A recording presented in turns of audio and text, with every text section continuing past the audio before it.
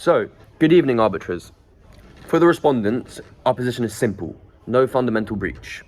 Under CISG Article 33, performance within a reasonable time occurred in a complex installation that depended on a specialist chip.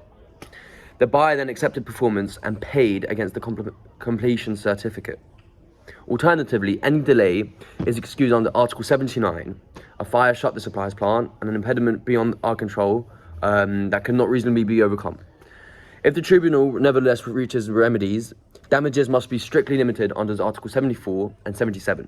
I will now pass it to Fabio, who will talk about whether or not the respondent has breached. Thank you, Elliot. As respondent breached rule, Article 33 requires delivery on the fixed or within a reasonable time. Article 30 and 35 set performance and conformity. Article 7-8 guide a good faith interpretation. The first part of the Article 79 exempts a party where non-performance results from an impediment beyond its control, not foreseeable and not reasonably overcome.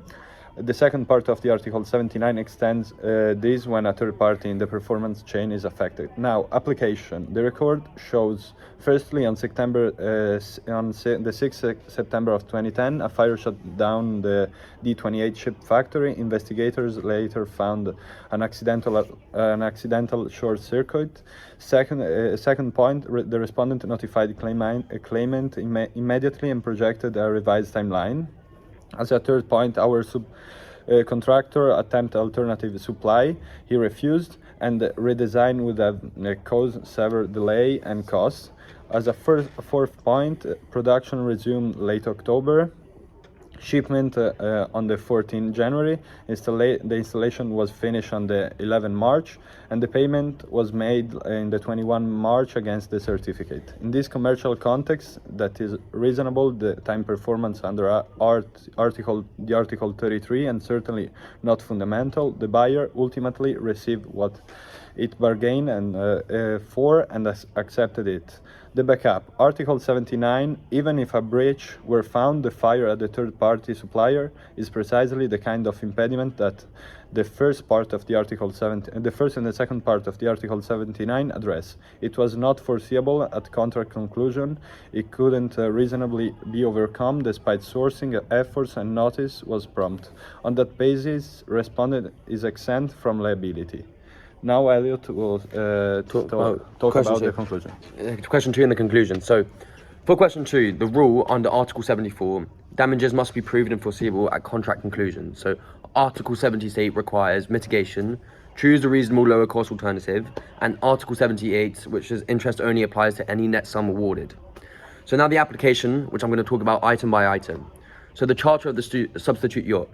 Claim in fact shows that $404 while the claim line pleads $448. Either way, this premium choice was not foreseeable, and mitigation required a reasonable alternative, so land venue, later dates, or lower cost vessel. So they should have excluded or reduced.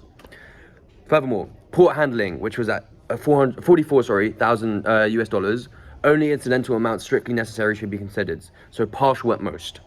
Now, broker 15% commission at $60,600. Necessity and causation not proved, so you should reduce or deny. Furthermore, success fee, which was $50,000, later shown tainted by payment to the owner's assistant, which is unlawful under Pacific law, so should be excluded. Now the ex gratia, which was at $112,000. A voluntary goodwill payment, not legally required, so should be excluded. Rush logistics, no amount in the record, so not recoverable unless contemporaneously documented.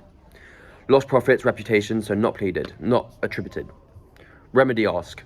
Primary, dismiss damages. Alternative, limit to strictly proved, foreseeable and mitigated incidentals only, excluding the charter, success fee, ex gratia, and any speculative items.